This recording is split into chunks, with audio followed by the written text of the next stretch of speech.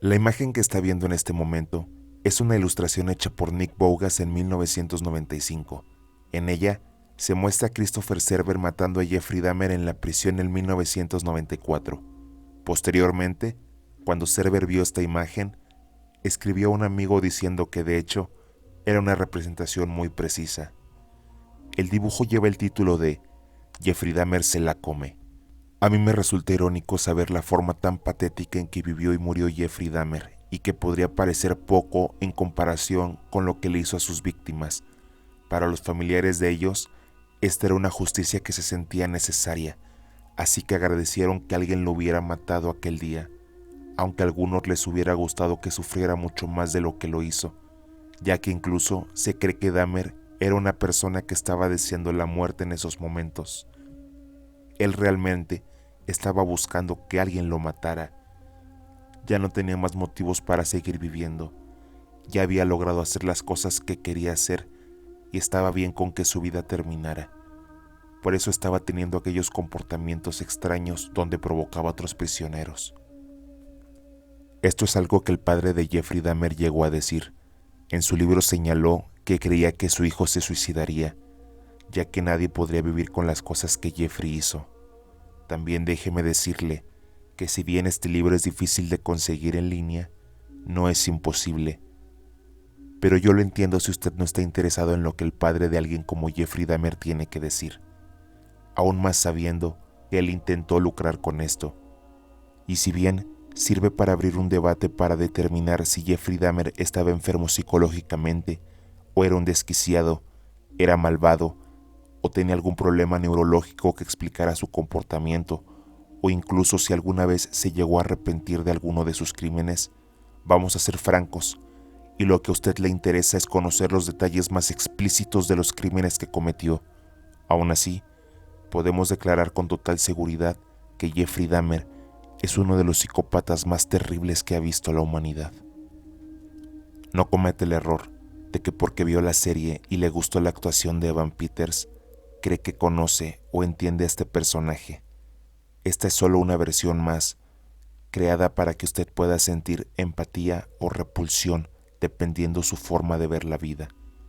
Algo que no sé si sea de su conocimiento es que usted puede adquirir hoy en línea algunos de los artículos que pertenecieron a Jeffrey Dahmer, entre ellos, el más interesante a mi parecer, la Biblia que usaba en prisión, por un precio de aproximadamente $5,000. Así que con esto puede confirmar que una gran cantidad de personas han optado por el primer camino. ¿Por qué hablar de Jeffrey Dahmer causa tanta atención? ¿Hay alguna justificación para esta fascinación? ¿Qué tiene de especial entre otros asesinos históricos? Le adelanto que Jeffrey Dahmer justifica todo esto, así que le propongo, ya no busque más, ha llegado al lugar correcto. Acompáñeme a conocer la historia del asesino más mediático de los últimos tiempos. Comencemos.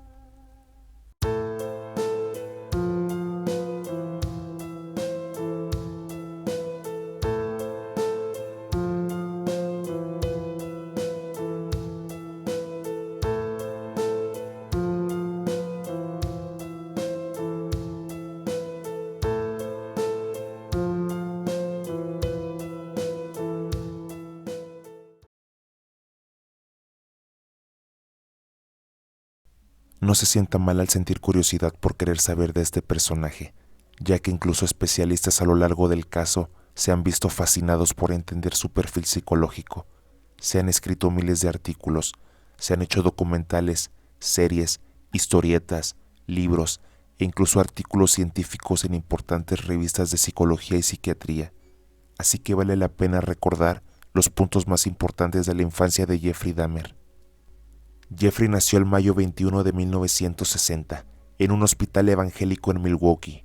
Joyce, su madre, tuvo complicaciones durante su embarazo, lo cual desencadenó una parálisis parcial de la cual nunca se encontraron motivos que no fueran psicológicos.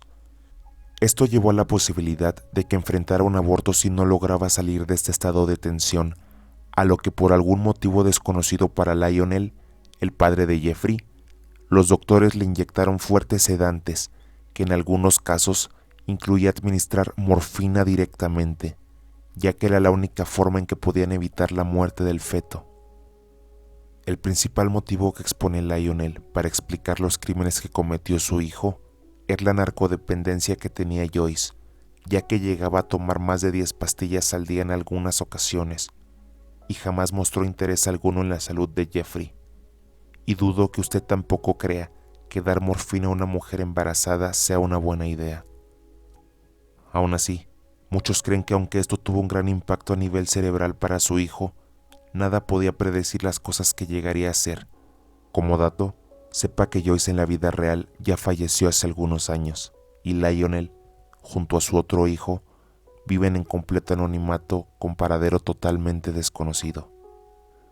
El consenso actual que se tiene sobre Jeffrey Dahmer es que en general tuvo una buena y feliz infancia, y bajo sus propias declaraciones nunca fue violentado o agredido ni física, ni psicológica, ni sexualmente, algo que su padre también tuvo que declarar en su libro, esto debido a un escándalo de los medios, donde apareció un hombre, un tal Nick, diciendo que era un ex amigo de Jeffrey Dahmer y que éste en algún momento le había confesado que su padre lo había violado, aunque el hombre no presentó ningún tipo de prueba de que fuera ex compañero o siquiera conociera a Dahmer realmente, sumado a saber que apareció en un conocido medio sensacionalista y negado por el propio Dahmer, así que se da por hecho que es mentira. Pero aún así, hay un porcentaje de especialistas que consideran que Dahmer tiene evidentes rasgos de agresión durante su infancia, pero nunca se encontró alguna forma de confirmar esto. Y al considerar que Jeffrey Dahmer durante su adultez fue quien relató y confesó la mayoría de sus crímenes, además de anécdotas que eran humillantes para él, como la ocasión en que acabó drogado por un hombre y cuando despertó estaba atado y con una vela insertada en su ano, hasta que ésta se derretía, además de obviamente ser violado directamente. Aún así, esto ocurrió mientras él le hacía actos mucho peores a otros hombres. Así que si confesó esto, no hace mucho sentido que no pueda confesar si alguna vez su padre o algún familiar le hizo algo durante su infancia. Y de manera personal, a mí Lionel no me genera ningún tipo de confianza. Pero tenemos que seguir considerando que solo es una teoría, es un hecho que no fue maltratado de niño. Así que si vale la pena contar una historia de Jeffrey de su infancia, sería su relación con los animales. Jeffrey tenía un gran perro, al que quería mucho, cuidaba y se sabe perfectamente que nunca lastimó. Así que Jeffrey no lastimaba animales por crueldad. Sin embargo, sí mataba insectos o anfibios de tamaño mediano, como ranas para diseccionarlas, o como aquella conocida historia donde en un frasco de vidrio pone renacuajos que después quema en alcohol para ver su reacción. Sin embargo, se dice que esto lo hacía por algún tipo de interés científico que incentivaba a su padre. Sin embargo, los cadáveres que encontraba de animales sí los empalaba o clavaba en árboles y estacas, y esto se sabe porque invitó a un compañero a verlo, y esto le causó un gran rechazo por parte de sus compañeros. Pero él no lo hacía por querer llamar la atención o hacerse el interesante, sino porque para él realmente era interesante analizar esos órganos, los procesos de descomposición, y no entendía cómo otros no podrían encontrar fascinante esto. Obviamente, esto le trajo muchos problemas a nivel social en la escuela y sobre todo, una fama de ser un niño raro. Esto pasó desapercibido, o por lo menos dado como algo sin importancia para sus padres. Así que parece obvio que si hubieran puesto más atención en el desarrollo de su hijo, hubieran podido prevenir muchas de las cosas que pasaron. Sin embargo, Lionel cuenta que nunca tuvo una relación íntima con su hijo. Las pláticas siempre eran superficiales y forzadas, además de viajar y casi nunca estando en casa, dejando su educación en manos de Joyce. la cual estaba tomando medicamentos que afectaron su sistema nervioso e influenciaron obviamente en la estabilidad emocional de Jeffrey, además de empezar a serle infiel a Lionel y pasar un tiempo hospitalizada por problemas emocionales. Esto, junto a ser una conspiranoide, causó un poco interés por Jeffrey. Con tan solo 14 años, Jeffrey ya tenía bastantes problemas. Tenía un pésimo rendimiento en sus clases, una pésima reputación de estúpido, haciendo bromas de mal gusto y sin interés en ninguna actividad de ningún tipo. Lo peor de todo es que era un completo alcohólico y tomaba a escondidas en los baños de su escuela, y fue algo que arrastró durante toda su vida. Y no hablamos de tomar de forma ligera, hablamos de quedar tirado no una vez, 2 veces, algo diario que hizo durante años. Si usted nunca se ha enfrentado al alcoholismo, tal vez no sepa lo que es ver o lo que es directamente en su piel esconder tequila, whisky en latas de jugo y tomarlas por sorbos cada que el profesor no te mira. Y patéticamente, así fue toda esa etapa en la vida de Jeffrey, además de empezar una terrible confusión por su orientación sexual. Él nunca se sintió atraído por las mujeres, de ninguna forma, así que se convirtió en alguien muy solitario, algo que él mismo dijo impulsó los crímenes que cometió. Mientras crecía, todo esto fue incrementando, hasta el punto en que sus padres dieron por hecho que Jeffrey no tendría un futuro prometedor, además de que gran tiempo de su vida lo dedicaba a conseguir y mirar pornografía.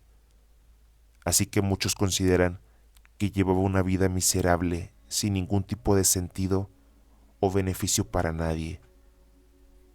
Entonces creo que estará de acuerdo conmigo que a muchas de las cosas que pasaron, Lionel y Joyce las pudieron haber evitado, dándole una mejor educación a su hijo y poniendo atención en puntos clave que se pudieron atender con ayuda psicológica o incluso psiquiátrica si era necesario, porque llegó el punto en el que Jeffrey dejó de ser un niño y se transformó en un hombre, y jamás maduró esa parte de él. No fue más que un niño mimado al que sus padres le permitieron todo y nunca le enseñaron ningún tipo de control emocional. Y esa es toda la verdad. Pasemos a la siguiente sección. Vamos a 1978.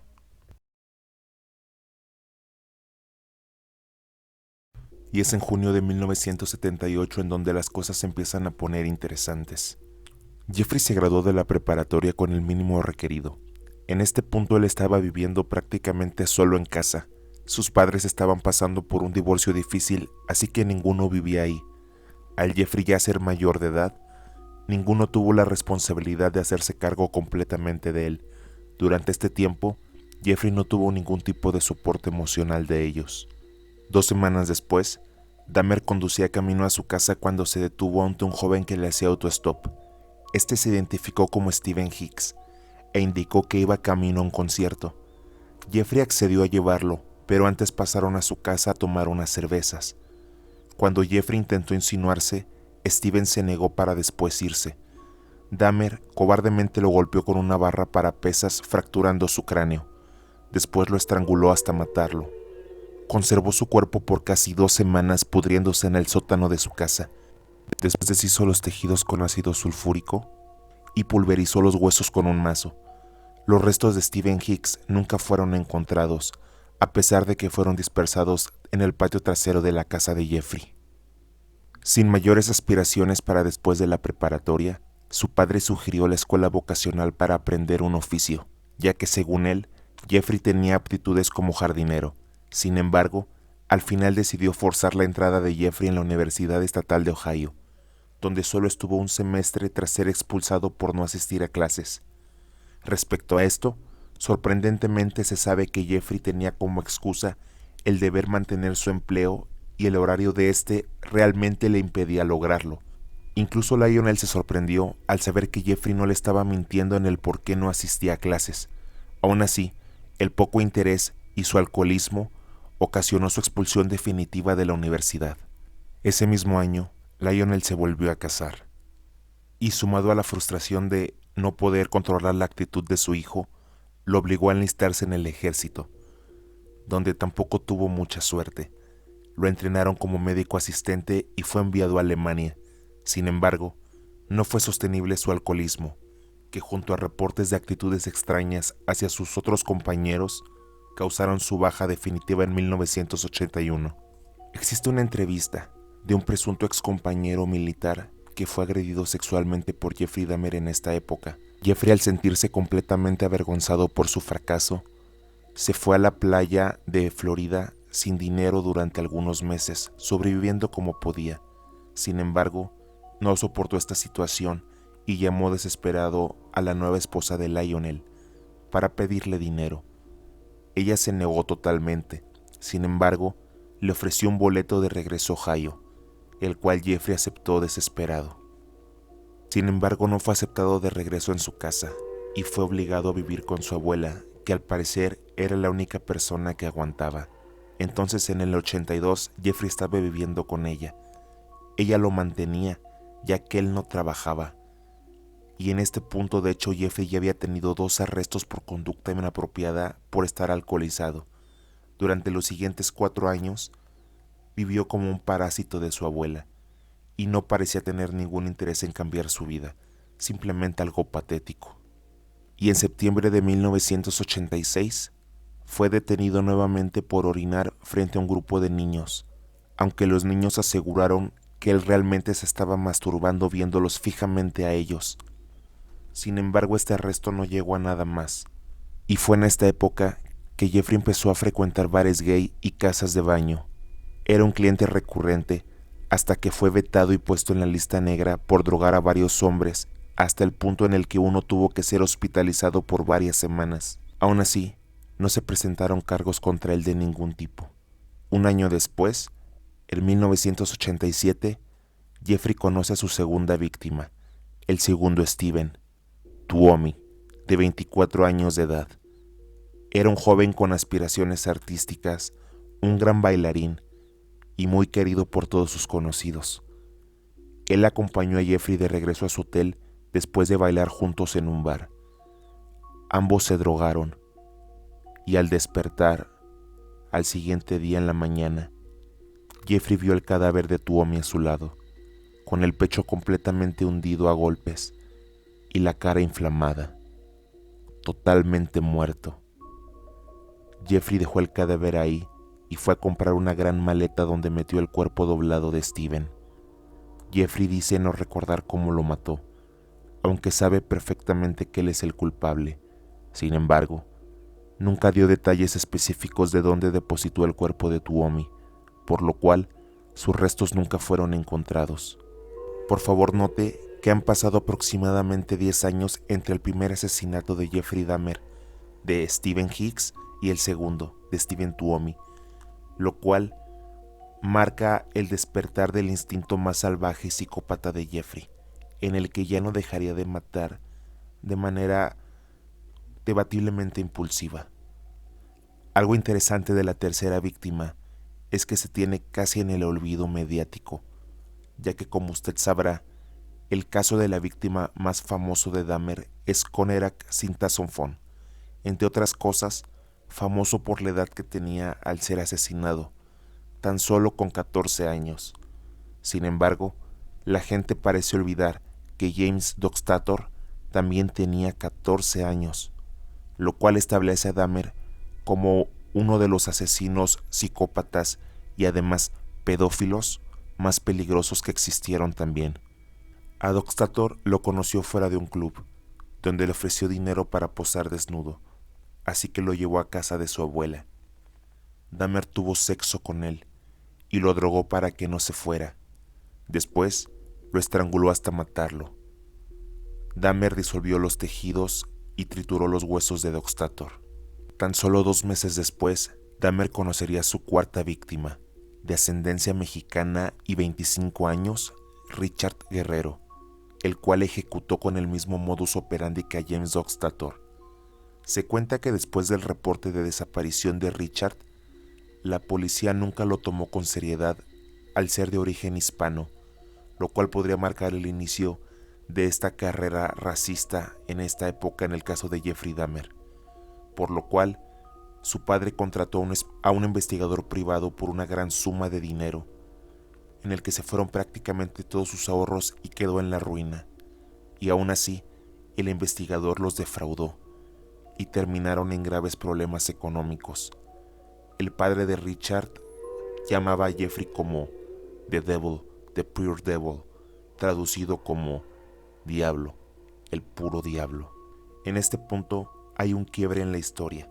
Justo después del incidente con Richard Guerrero, Jeffrey se mudó a un lugar propio y empezó a trabajar en una fábrica de chocolate. Una noche, fuera de una licorería, ofreció $50 a un niño de 13 años para posar desnudo. Él aceptó y lo drogó con café para después abusar sexualmente de él. Sin embargo, Dahmer, al confiarse de tener el control sobre él, fue descuidado y el chico logró escapar. Poco tiempo después, Dahmer fue arrestado en su trabajo. El joven, de nombre Somsak Sintasomphone, pertenecía a una numerosa familia que emigró a América de Laos en 1979 debido a problemas políticos, donde el padre, al ser dueño de una parcela de arroz, fue considerado un traidor al comunismo que se estaba imponiendo, lo cual lo obligó a huir a Tailandia en canoa con los niños drogados con píldoras para dormir, para que no lloraran y no fueran descubiertos en su escape. Vivieron durante un año en un refugio tailandés y con apoyo de un programa católico que era representativo de Milwaukee, la familia logró llegar a Estados Unidos en 1980. Durante la infancia de Somsak y sus hermanos, padecieron discriminación racial y pobreza extrema, ya que ni siquiera hablaban inglés. Esta información salió publicada en el New York Times con el encabezado «Familia busca nueva vida y solo encuentra dolor». Jeffrey recibió una condena relativamente baja por su agresión a Somsak, sentenciado a 5 años de prisión. Debido a su buena conducta, se redujo a solo 10 meses, los cuales pasó en aprobación. Esto significa que podía salir a trabajar y regresar a firmar, por lo cual, de cierta forma estaba pagando un precio muy bajo por todo lo que había cometido hasta este momento. Por lo que al salir de prisión, es cuando la historia realmente inicia.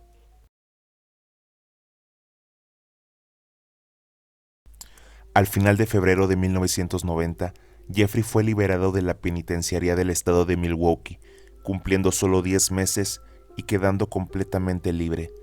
Se mudó a casa de su abuela nuevamente en West Allis, pero su padre lo obligó a buscar un lugar propio, ya que su madre era una persona mayor que ya no podía lidiar con los problemas de Jeff, además de que Jeffrey era un practicante novato de magia negra, algo que no podía tolerar su abuela.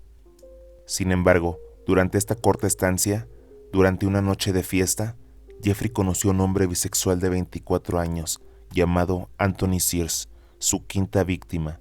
Sears tenía novia, había planeado casarse con ella después de juntar algo de dinero. Además, aspiraba a mudarse de ese lugar siendo modelo profesional. Saliendo del bar, fueron a casa de su abuela y ambos se practicaron sexo oral según lo que declaró Jeffrey Dahmer. Sin embargo, cuando Jeffrey quiso tomar control, lo drogó para después estrangularlo hasta la muerte. Esa noche bajó el cuerpo al sótano, donde la abuela no bajaba fácilmente debido a las escaleras. Decapitó el cuerpo y desechó los restos para conservar el cráneo. Jeffrey tomó su cámara Polaroid y fotografió los pedazos del cuerpo de Sears. Estas imágenes se pueden encontrar fácilmente en línea, son parte de la colección de Polaroid de Jeffrey, que hace poco se hicieron tendencia en TikTok. De estas fotos solo se conocen 4, la perteneciente a Sears, que deja ver su cara y genitales mutilados.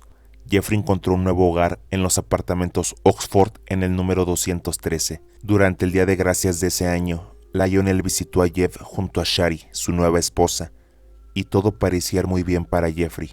Todo estaba perfectamente ordenado y limpio. Lo único extraño que Lionel notó fue una gran nevera junto al refrigerador. Cuando le preguntó para qué la tenía, Jeffrey le dijo que era porque a veces compraba carne en oferta y no cabía en el refrigerador, y él la compraba por mayoreo para ahorrar algo de dinero. Además, notó que Jeffrey había puesto seguridad extra en la casa. Cuando Lionel regresó meses después, notó que ahora incluso había cámaras instaladas en el departamento. Durante 1990 y 1991, Dahmer cometió otros 6 asesinatos, todos siendo drogados en el apartamento de Jeffrey después de ofrecerles dinero para posar desnudos. La víctima número 6 fue Ricky Vex, de 33 años. Fue drogado y estrangulado. Después tuvo sexo necrofílico con él. Su cráneo fue conservado por Dahmer en el departamento y después fue identificado por la policía. Él vivía con su media hermana, quien la acogió después de estar en prisión. Además, tenía una hija de 10 años de edad. Víctima número 7. Edward Smith, drogado y estrangulado. Dahmer tomó fotografías del proceso de desmembramiento y tuvo sexo con las partes amputadas del cuerpo. Aspiraba a ser un modelo profesional. Fue reportado desaparecido por su hermana Caroline. En marzo del 91, ella recibió una llamada de un desconocido, quien después se supo era el mismo Jeffrey Dahmer, llamándole para decir que no lo buscaran más, que ya estaba muerto. Víctima número 8. Ernest Miller. Abordado frente a una tienda de libros, tuvieron sexo consensuado. Sin embargo, Dahmer lo drogó y cortó su garganta con un cuchillo. Tomó fotos del cuerpo y lo desmembró poniendo los bíceps en el refrigerador para después comerlos. Conservó su cráneo y lo pintó. El cuerpo fue recuperado por la policía e identificado. Antes de su asesinato, estaba por empezar clases de arte en Chicago. Quería ser bailarín profesional, de lo cual se dice era muy talentoso. Víctima 9. David Thomas. Dahmer lo drogó y estranguló, pero no tuvo sexo con él. Aún así, desmembró su cuerpo y tomó fotografías. Su exnovia, Chandra Veland, dijo: "Trato de dejarlo ir, pero simplemente no puedo. Cada persona, hombre que conozco, me hace pensar en David. Él está siempre en mis sueños". Ella fue quien reportó a David como desaparecido, además de dejar atrás a su niño de 2 años. La madre de David dice que su hija estaba sentada en la ventana preguntando: ¿dónde está mi papá? En 1991 asesinó a su 10ª víctima, Curtis Strauter, de 18 años. Dahmer lo abordó en una estación de autobuses, lo drogó y estranguló después de que tuvieron sexo. Desmembró el cuerpo y este también fue identificado por la policía. Curtis pertenecía a la Sociedad de Jóvenes Gay de Milwaukee, donde era un activista por derechos humanos y civiles. Trabajaba como enfermero y planeaba estudiar modelaje. Se cree que Curtis era transexual e incluso le gustaba que le llamaran por un nombre femenino. Su madre dijo a Dahmer durante el juicio: "Casi me has destruido, pero me rehúso a dejarte destruirme. Voy a continuar". Su 11ª víctima, Errol Lindsey, de 19 años, de igual forma fue drogado y estrangulado para tener sexo con el cuerpo muerto. También se logró identificar el cráneo en el apartamento de Jeffrey. Errol se dedicaba a hacer arte plástico. Es conocido porque su hermana intentó agredir a Jeffrey Dahmer durante el juicio. Sin embargo, Rita en la vida real se mostró gravemente ofendida por su representación en la serie. Hasta este momento, podemos notar que una de las peores características de Dahmer es su terrible narcisismo, y con esto me refiero a que él no estaba interesado en absoluto en la satisfacción del otro, sino que todo fuera para sí mismo. Normalmente, en las relaciones sexuales, parte de la satisfacción viene en saber que estás complaciendo o dando placer a la otra persona. Sin embargo, Dahmer no estaba interesado en lo absoluto en esto. Él no podía compartir el placer con otros y solo estaba interesado en el cuerpo, pero no en la persona. Incluso, Él declaró que lo que menos le gustaba hacer era matar, pero era la única forma de tenerlos en su completo control. Y es justo en este punto donde empiezan los experimentos de Jeffrey Dahmer para crear lo que él decía como muertos vivientes, inyectando a sus posteriores víctimas una dosis de ácido hidroclorídico dentro en el cerebro, gracias a una incisión que hacía usando un taladro sobre algún hombre que hubiera tenido la desgracia de terminar drogado en su departamento. El caso más famoso de esto es el de Conerak Sintasofon, de 14 años y hermano de Somsak, a quien mencionamos anteriormente y fue el culpable, mejor dicho, el responsable de enviar a Jeffrey Dahmer por primera vez a prisión, aunque era una total casualidad que se hubiera encontrado justo a su hermano menor, quien sí sabía quién era Jeffrey. Al ser menor, ignoraba muchos de los aspectos de lo que realmente le había ocurrido a su hermano, además de que en su familia había un estigma por no tocar lo que le había pasado, así que bien, Conerak sabía que este hombre le había hecho daño a Somsak, pero no sabía en específico qué le había hecho. Entonces, en su necesidad de dinero y conseguir algo de alcohol o drogas, decidió acompañar a Jeffrey a su departamento. Antes de contar esta famosa anécdota, vamos a establecer en qué situación o perfil se encontraba Jeffrey Dahmer. Para este punto, había pasado de ser un asesino serial ordenado a uno completamente desordenado. Estaba conservando cadáveres putrefactos en toda su casa. Tenía el refrigerador lleno de partes amputadas de cuerpos y cabezas decapitadas, con las que se masturbaba o tenía sexo directamente sin importarle qué tan podrida estaba esa carne. La casa tenía un olor insoportable debido a un gran barril de plástico lleno de ácido donde tenía torsos enteros depositados. Algunos vecinos habían llamado la atención a Dahmer por esto.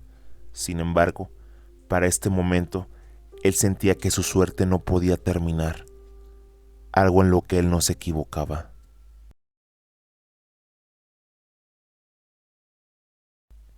Y si digo lo anterior, es porque Jeffrey Dahmer era un hijo de perra muy afortunado. Cuando usted ya conoce la historia de Conerak, el niño fue taladrado en la cabeza, le inyectó ácido, lo dejó parir por unas cervezas, logró reaccionar y salió corriendo, pero en el estado en el que estaba no podía articular, no podía hablar, estaba completamente desorientado. Además, ya había sido violado por Jeffrey Dahmer, por lo cual estaba completamente desnudo. Aquí es donde quiero aclarar el caso de Glenda Cleveland. Usted tiene que saber que ese personaje es ficticio. Ella es una unión de todos los casos que se dieron con vecinos con Jeffrey Dahmer, algo que se exageró completamente en la serie, de la misma forma con el reverendo Jesse Jackson, quien, si bien se estuvo involucrado porque dijo algunas palabras, no tuvo tanta participación como se hace creer en la serie. Él realmente llegó a criticar a la policía de Milwaukee, diciendo y señalando que este era un problema racista y que estaban actuando de forma negligente porque estaban completamente desinteresados en ese sector de la población. Pero está completamente exagerado en la serie ese hecho. Nuevamente, de manera personal, creo que lo que pasó en el caso de Jeffrey Dahmer es las consecuencias de una sociedad completamente racista. Y Jeffrey Dahmer hizo lo que hizo porque pudo hacerlo, porque a nadie le importaban un carajo a estas personas. Y es tanto así que en muy pocos videos usted va a encontrar tanta información de todas y cada una de las víctimas de Jeffrey Dahmer. Y en esos momentos, estas personas, para ojos de aquellos dirigentes blancos políticos, era mejor que esta minoría no estuviera. Tome en cuenta que la mayoría de estas personas que fueron víctimas sufrieron de drogadicción o se dedicaban a la prostitución. Creo que podemos dar por hecho que Jeffrey Dahmer no era ningún estúpido y que sabía perfectamente lo que hacía, pero su nivel de egocentrismo había llegado a niveles en los que ya ni siquiera tenía que medir lo que hacía y que ni siquiera el destino podría detenerlo. Prueba de esto fue cuando Conerak salió corriendo esa noche y fue encontrado por Nicole y Sandra Smith, quienes lo acobijaron y llamaron a una ambulancia. Hola, estoy en la calle 25. Hay un hombre joven, está desnudo y parece que alguien lo golpeó. Realmente está herido. Por favor, manden algo de ayuda urgente. Dense cuenta que ella les indicó que estaba herido. Él sangraba de su cabeza. Y aún así, cuando la ambulancia llegó y lo revisaron, esperaron a que llegara la policía. En ese mismo momento, viene caminando Jeffrey Dahmer, dando la vuelta en la esquina. Se acerca, se identifica, saca su credencial y les dice a los hombres que él vive ahí y que ese joven es su novio, que se había enojado porque Jeffrey ya no tenía alcohol. Entonces él fue a conseguirlo y en ese momento empezó a alterarse porque pensó que lo iba a dejar y se golpeó en la cabeza y por eso estaba sangrando. Sandra y Nicole estaban preocupadas porque al parecer la policía se había tragado completamente la historia y le permitieron llevar de nuevo Jeffrey al joven a su apartamento, donde entraron y fuera del terrible olor que había, los hombres, al no querer estar mucho tiempo en esa situación, pues decidieron creerle y dejarlo en custodia de él, ya que él les había mostrado las fotos que le había tomado posando en ropa interior. Entonces le creyeron que era su novio. Sin embargo, recuerde que en el cuarto de al lado, en puerta cerrada, estaba el cadáver de otra víctima anterior, completamente tirado en el piso, con el que ahí había violentado a Conerak a su lado. Entonces los policías solo se fueron sin preguntar nada. Posteriormente, Sandra y Nicole marcaron y los policías le dijeron que comprobaron perfectamente que sí era su novio y que era una disputa de parejas, algo normal. Así que Sandra simplemente lo aceptó y siguió adelante. Al mismo tiempo que Jeffrey estaba violando y mutilando a ese niño de 14 años. Las consecuencias de una sociedad racista y homofóbica. Pero tenemos que pasar al siguiente caso. Tony Hughes, 31 años. De él tampoco voy a contarles demasiado, ya que, al igual que Conerak, es de los casos más famosos. Usted lo recordará porque en la serie fue la pareja que Jeffrey Dahmer tuvo activamente.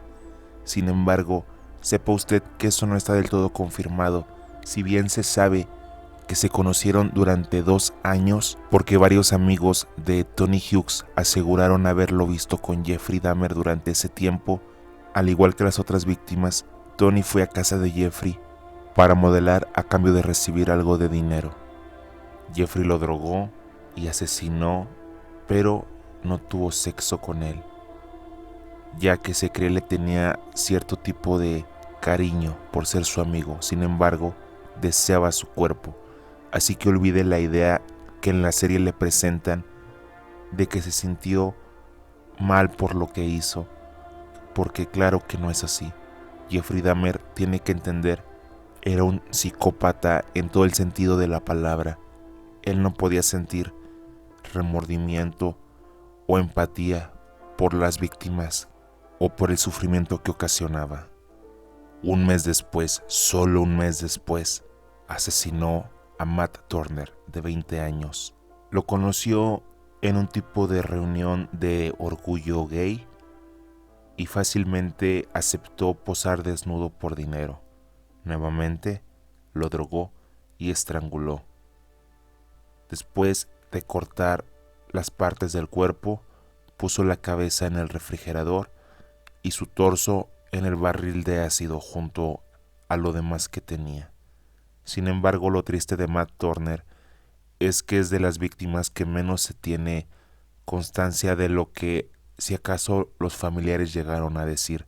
Se sabe más algunas palabras que dedicaron conocidos, pero es una de las grandes víctimas olvidadas de Jeffrey Dahmer. La siguiente en julio 6, también apenas una semana después, Jeremiah Weinberger, de 23 años, al cual conoció en Chicago en un bar gay, donde Dahmer le ofreció dinero para regresar con él a Milwaukee, ya que Jeremiah vivía en Chicago. Entonces, cuando Jeremiah al siguiente día ya quería regresar a su casa, Dahmer no se lo permitió, así que lo drogó y lo estranguló. También obviamente lo desmembró y tomó fotos que están incluidas en su colección de Polaroid. De igual forma que Matt Turner, su cabeza fue dispuesta en el refrigerador y su cuerpo en el barril con ácido. Y es en este punto donde Jeffrey es despedido de la fábrica de chocolate Ambrosia, simplemente por su mala actitud. El mismo día, Oliver Lacey, de 23 años, fue visto por última vez. Se conocieron en la calle y, al igual que las anteriores víctimas, la drogó, estranguló y mutiló para después tener sexo con el cuerpo. Puso su cabeza en el refrigerador y conservó el corazón para, según declaraciones del propio Dahmer, comerlo después. Y afortunadamente hemos llegado a la última víctima, Joseph Bredhoft, de 25 años, el cual conoció en una parada de autobús. De igual forma, Jeffrey ofreció dinero para posar desnudo, lo drogó, lo estranguló y desmembró. Puso la cabeza en el refrigerador y el cuerpo en el barril de ácido. Pero sepa usted que este incidente con Joseph ocurrió solo un día después de Oliver Lacey. Jeffrey ya estaba en un frenesí de asesinato, a lo cual solamente 6 días después de Joseph atacó a la que pudo ser su última víctima, Tracy Edwards, de 32 años. Tracy Edwards había escapado del hombre que lo amenazaba de comerse su corazón, que lo tenía esposado y prácticamente desnudo. Unos policías lo encontraron y cuando lo interrogaron les dijo lo que Jeffrey estaba intentando hacer con él, así que lo custodiaron de nuevo al departamento de Jeffrey. Ahí encontraron fotos de las víctimas desmembradas y partes de los cuerpos dentro del refrigerador. Así que esa misma noche, hombres con trajes de seguridad química sacaron barriles de ácido del departamento, lo cual fue televisado a nivel nacional. Con toda la evidencia que estaba acumulada en contra de Jeffrey, no fue mucho dar por hecho que él era totalmente culpable, así que en un triste intento de reducir su condena, decidió confesar totalmente lo que había hecho. Algo interesante es que todo el registro que se tiene a partir de este momento de Jeffrey son respuestas sin emociones y totalmente frías. Y es aquí donde la gente duda de si realmente este hombre estaba bien a nivel neurológico, ya que es totalmente sorprendente la frialdad que muestra ante todos los aspectos, y no es muy difícil dudar de que realmente no tuviera la más mínima emoción o empatía hacia nada de lo que había hecho.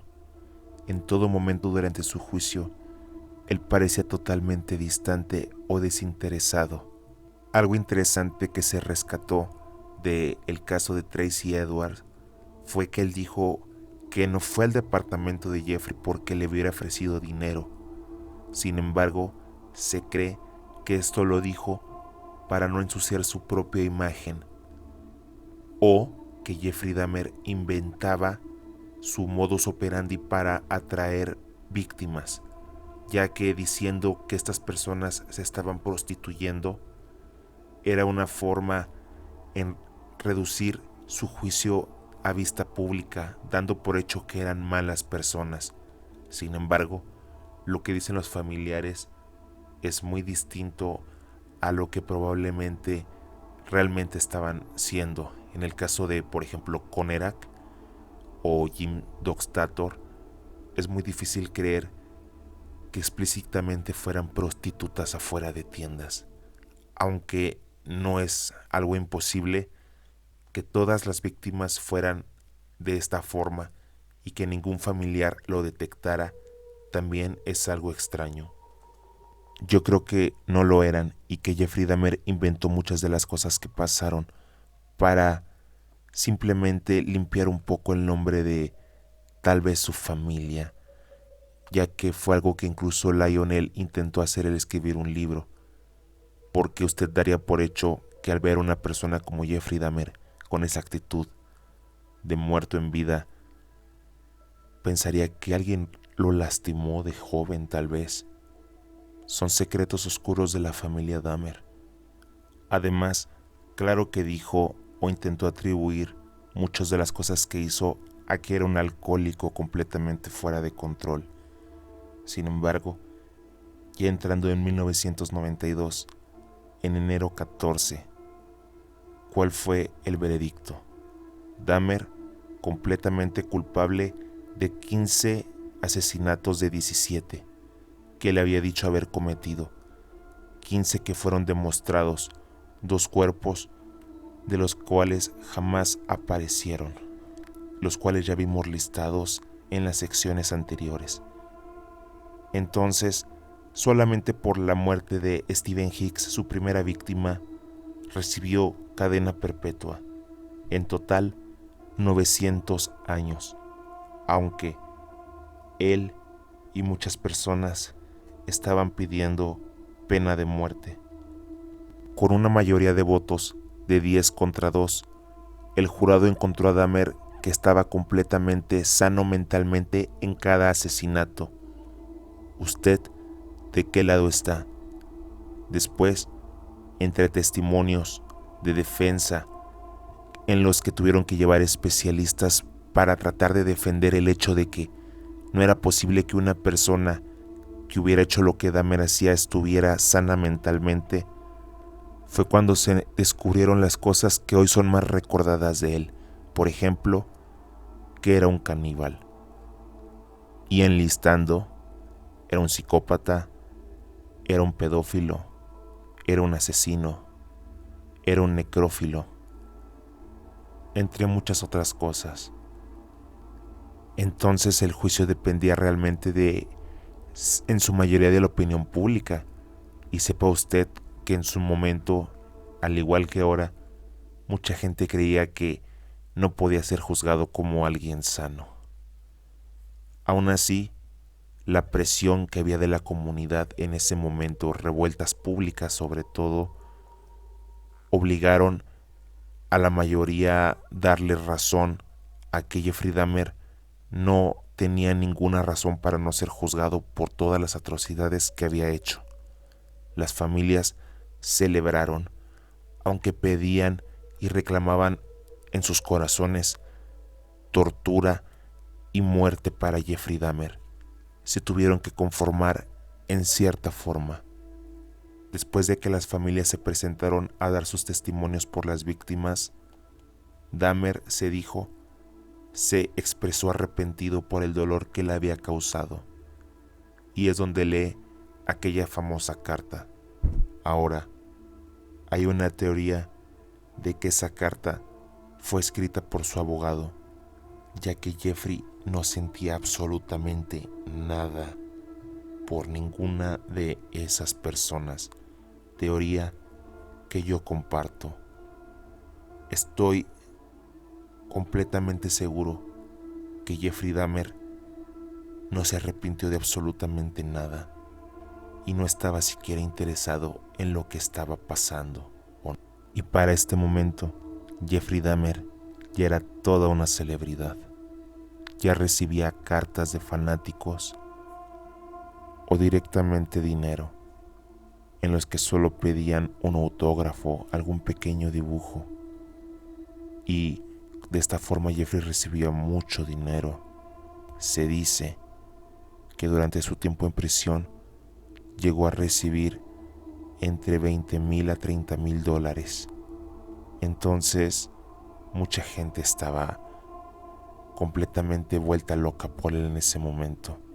Mujeres mandando fotos desnudas, hombres de igual forma, Incluso Jeffrey Dahmer comerciaba estas fotografías dentro de la prisión y todas esas historias que sabemos de cómo se comportó él, por ejemplo, que simulaba que varios trozos de carne eran partes de humanos, son completamente ciertas. Jeffrey se estaba comportando de una forma estúpida porque quería morirse. Algo que tratamos al principio de este video. Y como había sido un cobarde, al haber tenido un intento de suicidio fallido, se dedicó a provocar a varios prisioneros, hasta que lo consiguió. En noviembre 28, en 1994, Dahmer murió en prisión.